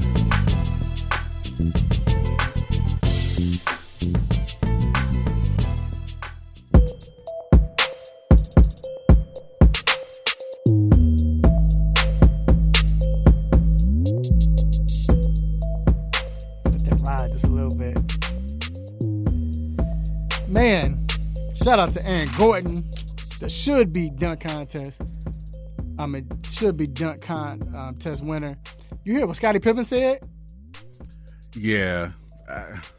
Look, it don't matter now. It don't matter now, but I kind of believe him. Like he was like, look, yeah, it's crazy. If y'all don't know, Scottie Pippen said they were trying. First of all, it just show how I'll phrase it like this: dumb jocks can be. Because he said they got the math wrong. They were trying to make it a tie. So he was supposed to vote 9. I guess Wade was supposed to vote 10. I don't know, but they got it all wrong. And then when they realized it was wrong, they tried to go back in and fix it. The computer is shut down. It was too late for them to, change it up. So they should have just said that. Oh well. Well. Now we won't get to see Aaron Gordon ever again. He's like, hey, look, he had 5 50s. There was nothing more he could have done. Yeah. He's the best to me, he is now the best non-winner of the dunk contest. Before, it was Sean Kemp for me. He might be. And I know you say he can't win because he didn't win. I mean, he's not the best, but bruh. He might be the best. He might be up. He's done. If he's definitely the best non-winner. Right. But as far as like the best dunks, he's got like top 10, top 5 dunks. Yeah, he's got like 5 of them, and all of them are different. God, I feel like I'm gonna get struck down. We saw Jordan do the free throw dunk like 5 times. I mean, it's still amazing, but I'm just saying it was different each time. A conspiracy. But I'm just saying he did it at 80. He did it at 86, 87, and 88. Did it twice in 88. We saw the Kiss the Ram dunk like 500 times. He only had like 4 dunks. Yeah. But 4 dunks no one else could do. Dominique did a windmill like 38 times. And just 3 contests. But no one else could do. And that's the thing with him. Nobody could do it, right? So that's why they were so great. And then we saw Richardson. I think he should be up there. Vince Carter. I mean, one time every dunk was like crazy. I don't think that I'm glad Kenny didn't give him a 50 on that. I didn't think that deserved a dunk. That one he was on the baseline, he came and did a windmill. That looked like the same as the first one. But I'm no, saying, could anyone else in that contest do no, it? right. No. And what Aaron Gordon's every dunk was different, bruh. Every dunk he's done, and this last he had 5 50s and should have got 6. And the other one he had what, 4 50s? Yeah. I should have told him that. Next time I see him, tell him, dog. He probably know. I'm gonna let him know, man. You gotta be. I should have asked Vince that, but Vince said he didn't even watch it. So either or. Speaking of Vince, let's get on with the Hawks, man. We was having this debate on Radio Row or Media Row, whatever you want to call it, during the game, and this was Wednesday's game, and we were talking just hypothetically if they were able to get Bradley Beal. You know, Washington wants some people in return. They want the world. Right. So you have the wings. You have Kevin Huerter, Cam Reddish, and DeAndre Hunter. Which two do you feel like are expendable? Or which two, or you want me to rephrase it, which one would you keep? Which one would I keep? Yeah. My first instinct would be to go with Hunter because of the versatility. He can guard 4 positions pretty well. And he offensively, he can shoot the ball pretty well. Right. I think he had 4 3-pointers last night. And you see the potential with him as far as like what he can grow into. I think it's kind of easy to see. So my first instinct would be Hunter because of the versatility and looking at the perspective of what the Hawks are trying to do. They want players who can play multiple positions on both ends of the floor. And I think of those 3, he's the best at it. I said the same thing. You want to keep Cam, and the only thing with Huerter is the fact that he's been inconsistent because of injuries. Yeah. He might have, I don't think he's reached his ceiling, but his ceiling is not that far up. But he's solid 2 guard. Cam, no, good Lord. We starting to see it. Now we're starting to see Cam play because he's more confident. He's being more aggressive. He had 26 last night. I think he should be averaging like close to 20 points within the last like 5-6 games. But he's great at I think he's a better defender than Hunter. But like you said, Hunter can play multiple positions and defend multiple positions. But and going with last night, Coach Pierce said this after the game that if Reddish gets himself going on the defensive end, it fuels his offensive game. Mm-hmm. And he made a lot of great defensive plays last night. And then on the offensive end, he has career high, and he hit 6 threes. Right. So it's the defense fueling his offense. I mean, I can see that if you think he's the best defender. I think just from what I've seen, it's still not clear what his role is when he comes into the game. It's different game by game, right? And as a rookie, can a rookie handle something like that? He's doing a good job, I say. Yeah, I mean he's playing better now. Right. It took a while because it was different every game. And honestly, it took Trey a while. So, but I guess I'm with you. I would say Hunter for right now, even though it's hard to let Cam go, but I would say Hunter for right now. Now, speaking of somebody that you just don't want to let go, this guy, Zion Williamson, has been on a tear. I think he's averaging, 23? What is it, 22, 23 points, 11 games? I haven't seen his but I think it's like 23 in 11 games. Yeah, he's averaging 23, 7 rebounds. 7 rebounds, which is good. Very good. Now we look at it, and everybody's going crazy over him. He's been balling. But do you think we need to pump the brakes? Let me look at where the Pelicans are in the standings, because if they're close. They're 2 games back at the last spot. I think he's living up to the hype. I don't think it's gone too far yet. But right now, he's exciting to watch. But it's not like we're expecting a championship right now from the Pelicans. So I think people are just enjoying it. And he is who nobody was really sure how his game was exactly going to translate. But I think there's still like he's not even close to his ceiling. Right. That's the thing. And again, the fact that that team is loaded with talent. You got a point guard that I feel like in the next few years he's going to be all-star material. You have a small forward right now, or shooting. What are they playing? Small forward. I guess they playing Brandon Ingram small forward. Yeah, small forward. That one of the best scorers in the NBA right now.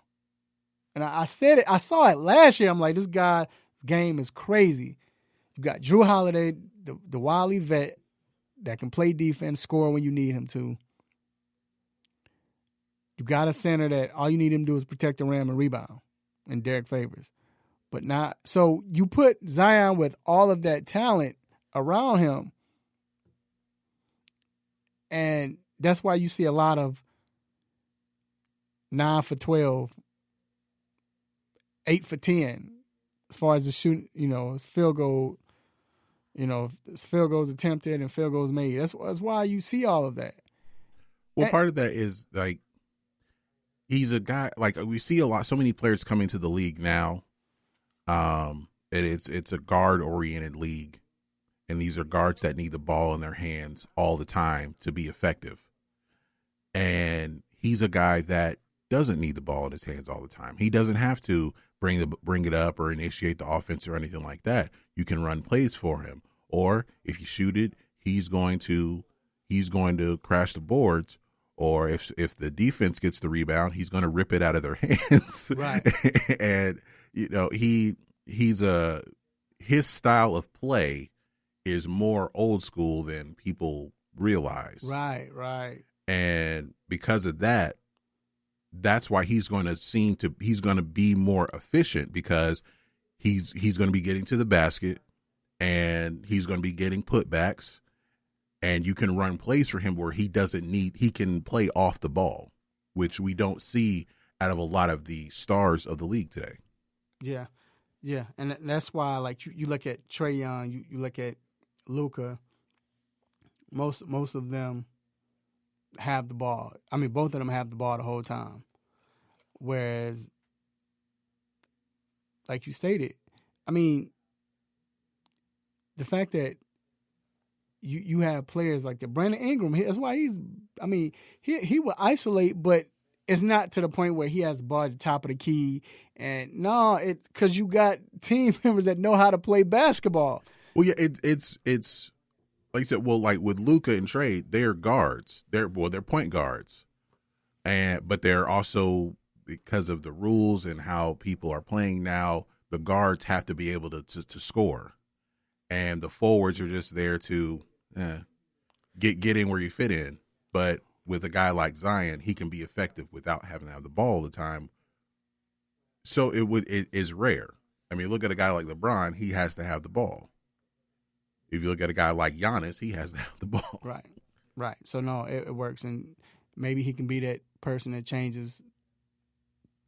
Okay, now the NBA is going this route. It might be. And speaking of having the ball, the Houston Rockets, no big man now. Did you see James Harden do the opening tip? He went against Anthony Davis when he was playing the Lakers. I didn't see it. Well, I didn't see that. I knew it wasn't going to be PJ Tucker. Right. So let me ask you, do you think this non-big man team works? I've heard a lot of people say this, and I kind of agree that it can work in like if it's a team you're playing one time and then you won't play them for a couple of weeks or a month. When it gets down to the playoffs, and I think the good coaches will be able to counter those lineups quickly. They will be able to make an adjustment game to game. So, I mean, it'll work for now for the regular season, but in the playoffs, we'll see. Well, the Rockets need they need some kind of adjustment as well. If something's not working with that lineup, okay, what else can you do?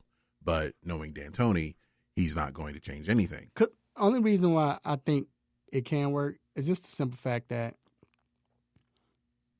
yes, they can score on you as far as like any team because they got a big man, but how many big men are used to scoring? Like when they now see, here's the problem: when they play teams like LA, it's gonna be a wrap.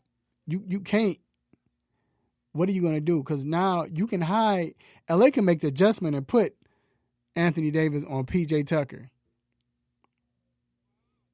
You know, you take JaVale McGee out for a little bit because they space out. Or if you want to put them in, they space out. Just hopefully they miss threes. That's the problem. But at the same time, any other team, I think, besides LA, I think they have an advantage, man, because it's going to be hard to guard them. And then it leaves, if you spread out, it leaves that paint. You got two guys that get to the hole anytime they need to. And if he puts his head down three with Gordon, so it can work. It's going to be interesting. I think it's going to cause some problems, but you made a good point. In a long series, they can make the adjustment, the other team. And, since they've gone to this lineup, I know they've won their last 5 games. They lost to the Suns, but that was off of a back-to-back because they just beat the Lakers the night before. And then the Jazz, they lost on a three-pointer at the buzzer. And they were in that game playing that lineup, and there's 7'3" Rudy Gobert, and they kept him in there, but they were still able to still be in the game. Yeah. But like I said, when we'll really see when it comes to the playoffs. Right. All right. So there goes our NBA shoot around. It's going to be interesting. I can't wait, man. The playoffs are coming. Man, Clippers are healthy now. Lakers still look great. Milwaukee looks unbeatable so far. We'll see, man. Toronto Raptors, golly, that's why I say Nick Nurse. We're really seeing Nick Nurse coaching now. Yeah, we're really seeing it. Yeah, should he win? So real quick, do you give it to Buddha? Who got it last year? Coach Bud got it last year. Nick Nurse has to get it then. Yeah, it's either him or maybe Frank Vogel, but or Jason I think. Kidd?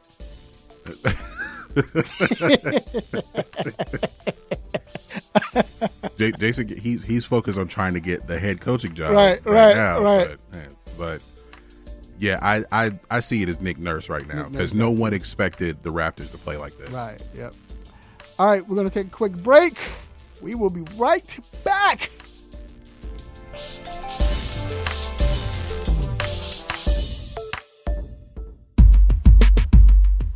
Have you been looking for a radio station that gives you sports? I don't believe it!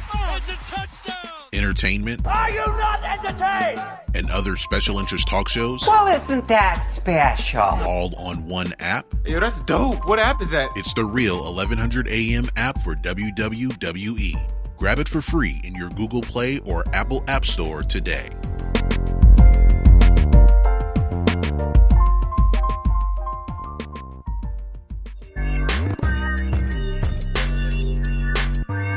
Yo, this is Champ Bailey, 2019 Pro Football Hall of Famer. I just want to give a shout out to my boys at 3 Point Conversion Radio. There it is.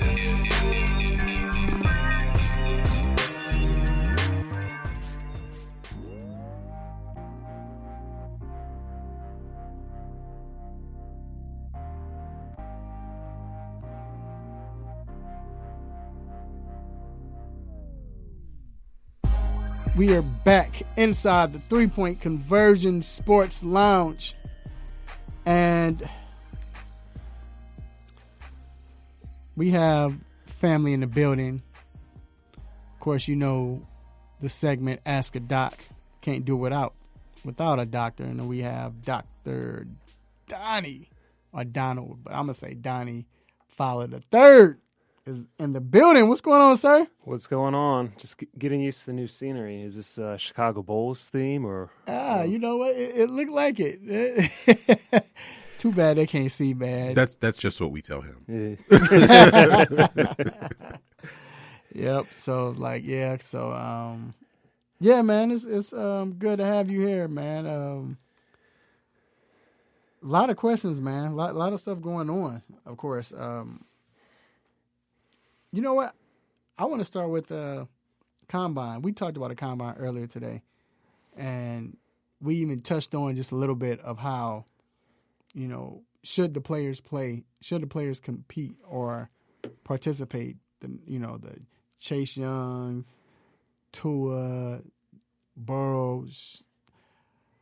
I want to ask you, do you think it's more of I don't want to hurt my chance of messing up my draft stock, more so than we don't want to risk an injury? Yeah, I think for the top guys like Joe Burrow, like Tua, like Chase Young, they know they're going in the top 5. So in a way, if they do something, their vert isn't good, their 40's slower than expected, it just looks bad. People start talking, so they don't have anything to prove because they already know where they're going. So I don't think it's as much as them hurting themselves physically. I think it's just more kind of creating any kind of cloud of, oh, is this guy really as good as we think he is? Because look at his stats now compared to some of these other guys. So I think it's more than that than anything. The only thing you usually see people sometimes pull up with is like a hamstring when they're running the 40-yard dash. So I don't think there's a lot of risk. And I was talking to you about this yesterday. I applaud people like Jeff Okudah, that cornerback from Ohio State, who's going to be a top 5 pick. And he said, hey, I'm doing this. I've had Jalen Ramsey and Patrick Peterson's stats on the wall since I was in high school. Mm-hmm. I want to beat them. And he takes it as a pride thing to prove that he's the best. So I kind of like that take on it too. Yeah, I agree. That's good. I understand it. I do, but I guess because with the pro day, like we mentioned, you don't get to see that. They don't show. They might show the good stuff. I want to see everything. I want to see them participate. I want to see if he can throw. If it was good to see Jalen Hurts do it. He had to though. But yeah, you're going to see quarterbacks like every now and like a quarterback, if he has something to prove, then he's going to throw at the combine. But if they're going top 10, they normally don't. Right. Because they don't want to embarrass themselves. Right. Now, LeBron James sat out Wednesday with a sore groin. Now, he's had problems with his groin before in the past. And should this be a major concern, or was it because they played the Golden State Warriors?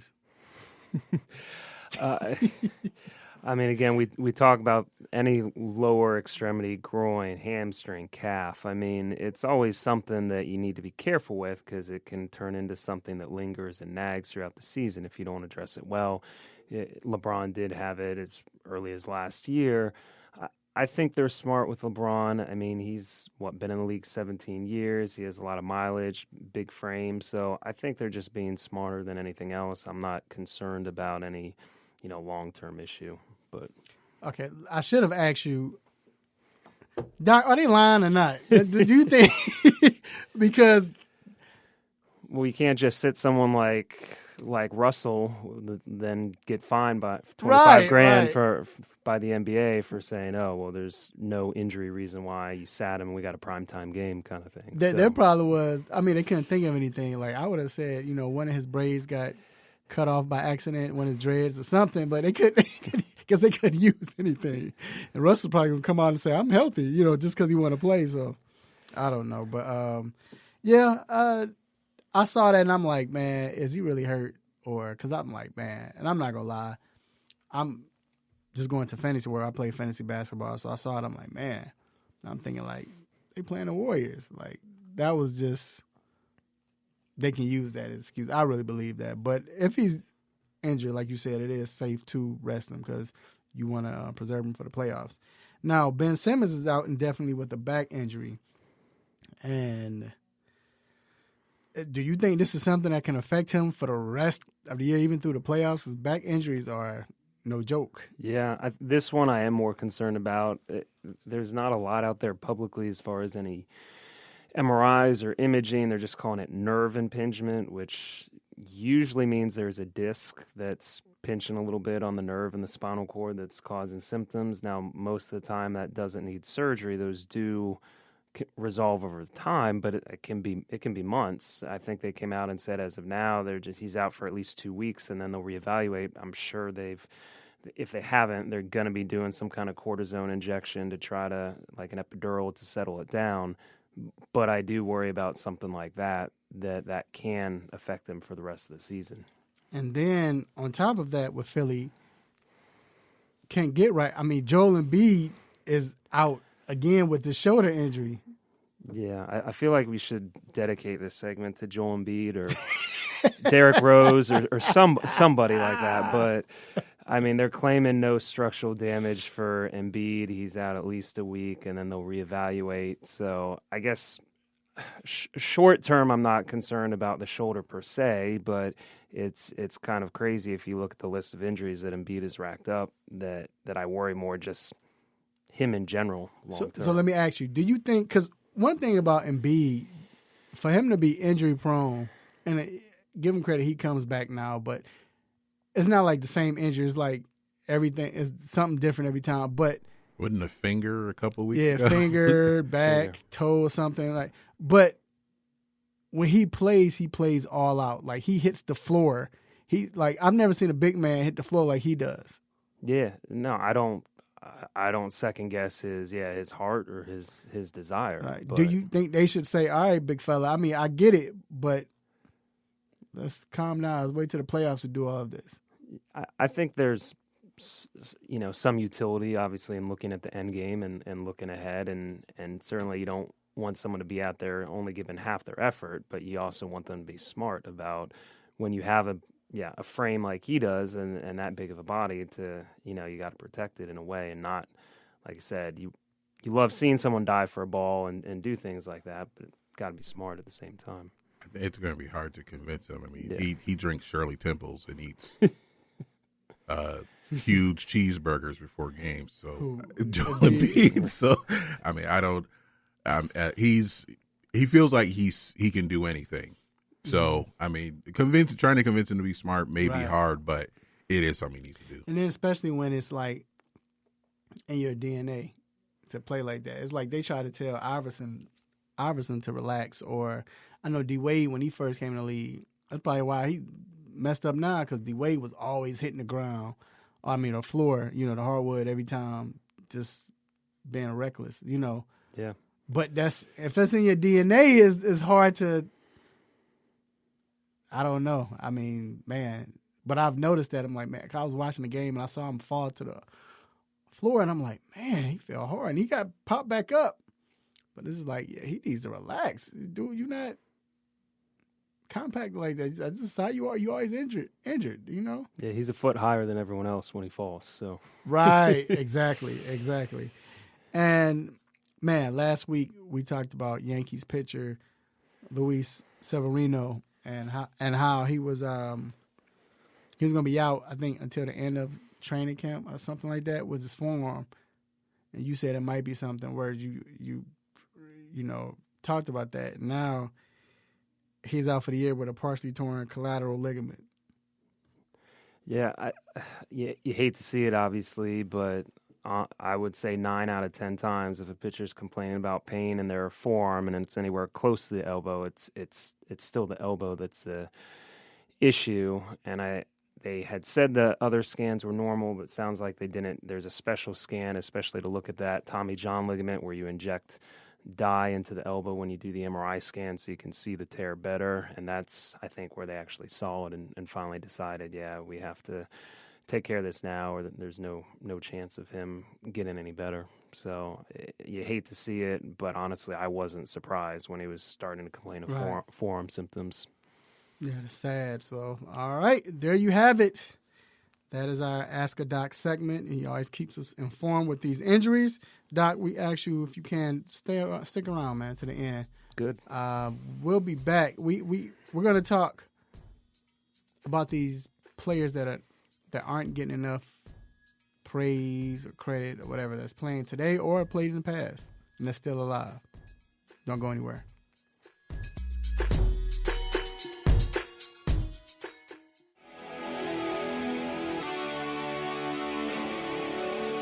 Have a sports injury?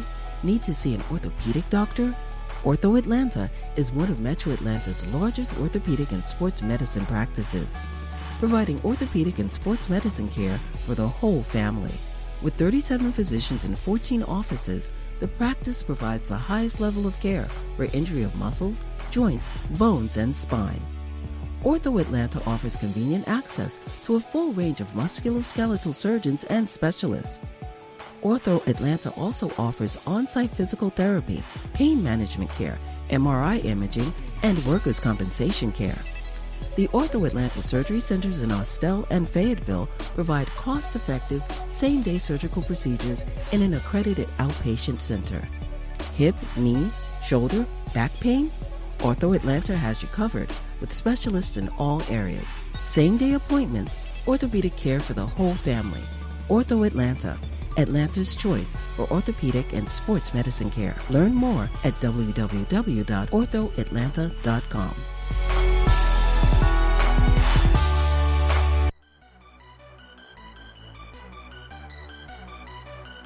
This is Steve Atwater with the Denver Broncos, and you're listening to the 3-Point Conversion. The 3-Point Conversion. The 3-Point Conversion. The 3-Point Conversion.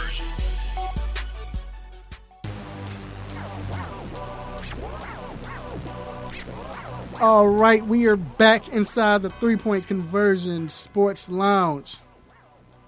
I'm not gonna lie, y'all. So I've been eating healthy and doing right. For the Super Bowl, we were eating bogus because we didn't get fed like we thought we would get fed. So that was horrible. But so I was eating bogus and then come back for a week. Then go to Chicago, and I had to go home and really eat. That's back home, and then I gained a little weight, whatever, But I'm trying to go back, but man, I'm hungry right now. I'm gonna just eat whatever, Doc. I'm gonna try. I'm starving. Get this salad crap. Anyway, so what was it? This Tuesday, was it Monday or Tuesday? Monday. We saw. They had a celebration for Kobe Bryant, which was great, amazing. I loved it. It was funny hearing what Jordan had to say, Shaq, even his beautiful wife, Vanessa. It was, just hearing everybody. It was great. But I've been saying this, through him being, because of his tragic death, you see a lot of people came out and talk. Everybody's talking about how great he is. They should change the logo. Should do this. We're going to name this after him. When he was alive, he didn't get a lot of praise like that for his game. Now, a lot of people talking about just him being a man, but he didn't get that either. So I decided to come up with, why don't we bring up a few players that we believe should get praise while they're still alive, whether they're playing now or played in the past, no matter what sport. But what player do you think, or do you've said or you say now that, hey, this guy deserves more praise? Now, they don't have to be on Kobe's level. They don't have to be that, but just anyone. Dr. Fowler, let you go first. I mean, I was thinking in between segments, and certainly he was recognized at the time. I think of someone in baseball like Frank Thomas, who in my day, you thought maybe he was hitting home runs, this big guy, and I feel like he almost was overshadowed by Griffey, and then you had the McGuire and Sosa, and you didn't know about all the steroids and stuff back then, and he did the game right and put up these crazy numbers, and he gets credit for it. I mean, he's in the Hall of Fame and everything else, but I feel like people are. I thought he was in. No. He's in the Hall of Fame. Yeah. I'm shaking your head. I agree with you. Yeah, but I feel like nobody really No, talks they about didn't. him or Nope. brings him up in that era now of kind of going back to the 90s and some of the great ball players. So he was someone that I watched and was like, man, this guy is amazing. I feel like nobody talks about him. Because think about it. With Frank average, it was just, I'm just going off memory, 330, batting 330 something, 35 home runs, 115 something RBI. That's like top notch. Like, you think of home run hitters, or if you think of great hitters, they usually don't hit a lot of home runs. You see it now more often. But back then, you didn't see it. Will Clark had a great average, but he would hit like 30 home runs, but bat like 305, which is great. But you didn't see a lot of those players do that. Griffey didn't bat for a great average. Barry Bonds started batting for a great average, ridiculous average as he got older because they were scared to, pitch to him. I guess he looked scary at the play. I ain't gonna say that. No, I'm rooting for you, Barry. I hope you get in. I ain't gonna mess with you. But so no, that's a good one. G, you have anybody? I was trying to see if this guy made the NFL 100 team, but I think that he would be considered definitely one of the greatest running backs ever if an owner hadn't railroaded him for some unknown reason. Marcus Allen. Woo! I didn't want to say my running back since you said that. Jesus.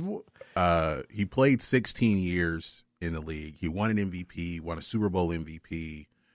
And 16 years as a running back is just unheard of now. Outside of Frank Gore, we may never see that again, just because of the nature of the position. But as great as he was his first few years in the league, and he won an MVP and a Super Bowl, and then all of a sudden he's not playing, and then they bring in Bo Jackson. Okay, and now Marcus Allen is playing fullback. And then they tried to bring in Eric Dickerson, and he's being a team player. And then they just trade him to Kansas City, and then he has another, like, a resurgence toward the end of his career. And just to see that what he was still effective, at age 35, 36, 37. And if he was, playing in his prime, how good could he have actually been? Right. No, I agree with that. Yeah. And Marcus Allen was at that point, because it was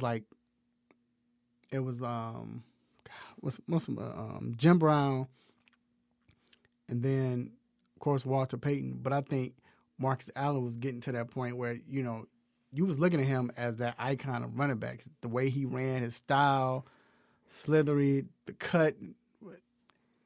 Man, that's a good one. I think I'm gonna bring my. I'm not really talking superstar when I say these people, but I'll say with basketball, I've always said two. And I understand he don't get a lot of credit because he didn't win anything.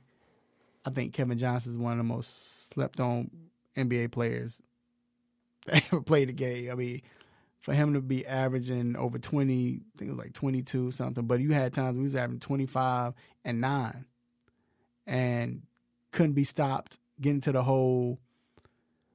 But a player, I think, an NBA player that, to me, I think he deserves more credit. He's in the NBA Hall of Fame.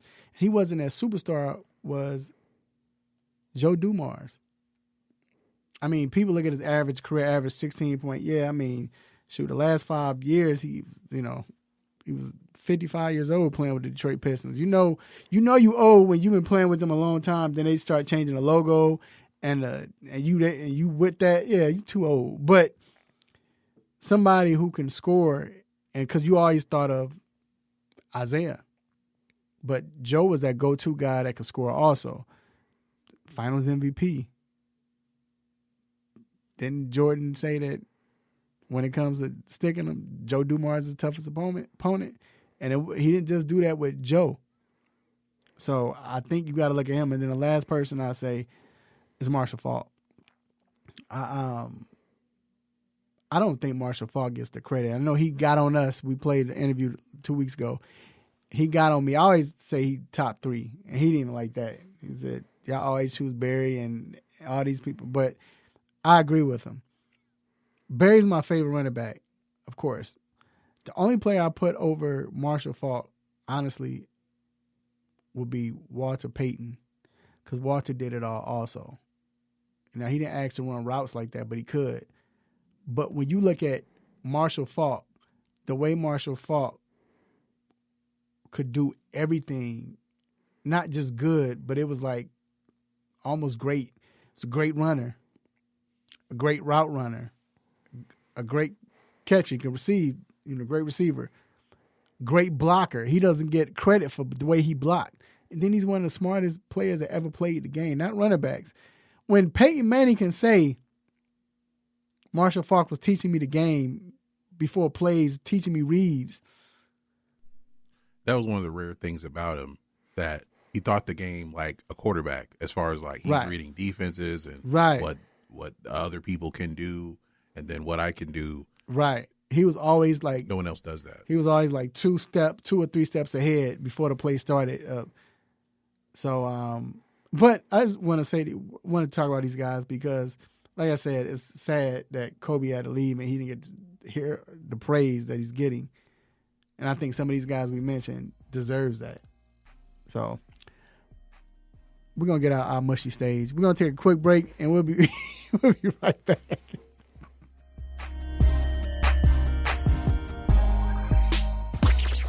What's good, family?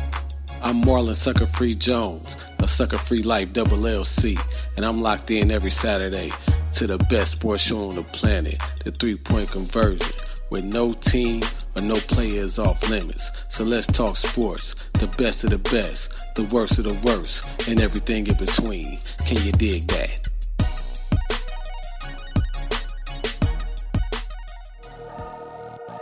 It's time to get in the mind of Mr. Controversy and the Intellectual with What's on My Mind.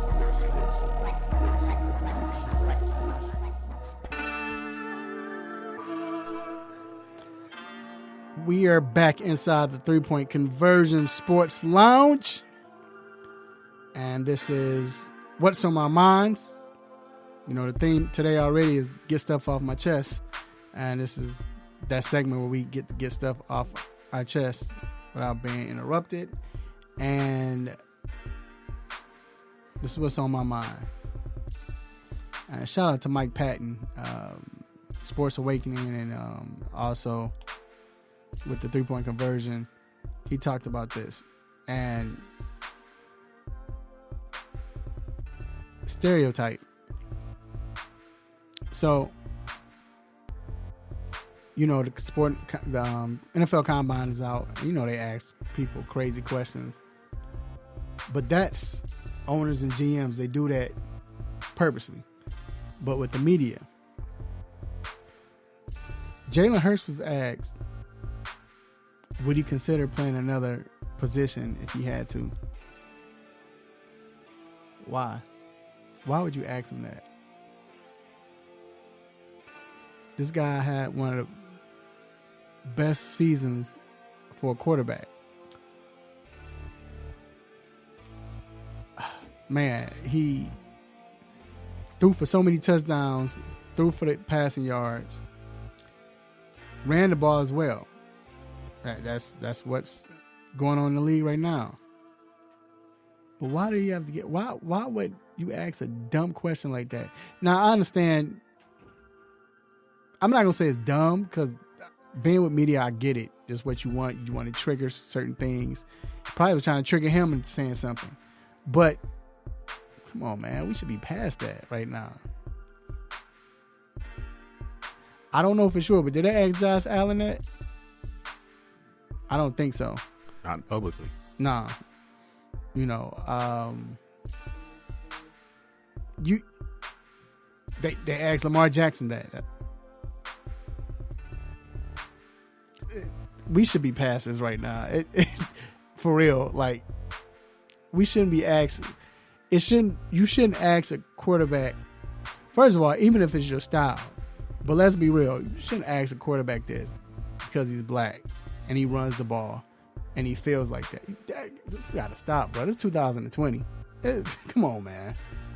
Like, and you know Jalen gonna answer it because Jalen is that dude. Jalen almost that guy that you would want your daughter to marry because of what you see. You know, you don't see. We don't know. Probably crazy, you know, outside of all of this, but you know, that's just the way he is. Gotta get over this, man. I'm that's all I gotta say, man. That's on my mind. I'm just tired of it. Let's move on. So, all right. If you hear the music, you already know what it means. It means it is time to let you go. But before we let you go, we have a couple of shout outs. And don't go anywhere because you might be one of them. First, I want to give the Almighty God, man, all the praise. I thank Him for giving me this opportunity to do what I do, say what I say, make you all happy, mad, want to give me the stop it button. And I appreciate it, God. Also want to shout out to my homeboy, Jerry. I'm with you, Jerry. Jerry, you was gangster with that, talking about, hey, basically he said Landry ain't in it, so why should I put Jimmy in it? I don't like both of them. So shout out to Jerry Jones, man. Thank you, Raphael. Also, I want to shout out our guest. I want to shout out Jeezy. Appreciate the interview, homie. Great interview. Love to have you back. Also, shout out family. Dr. Donnie Fowler III for coming in and stepping in and helping out. My engineer G. Even my partner in crime, D Intellectual. I forgot he wasn't here. I was about to say D Intellectual. I was going to let him say what he had to say, but he's not here. But get well, bro. We with you, man. I want to thank my family, all my friends. We got to go, so we're up against it, but we appreciate all of y'all. I want y'all to love family while they're alive. Let family know that you love them while they're still alive. Eat good. Enjoy sports this weekend. Be safe this weekend. Until then, next week, same time, same show, same crazy host, same sports nonsense. Will you miss me? I'm out. Peace. You just got done listening to the 3 Point Conversion Sports Lounge. Be sure to follow us on our Instagram, Twitter, and Facebook accounts at The 3 Point Conversion. And also make sure you check out our website, the3pointconversion.com. Be sure to follow us live and listen every Saturday morning at 10 a.m. Eastern.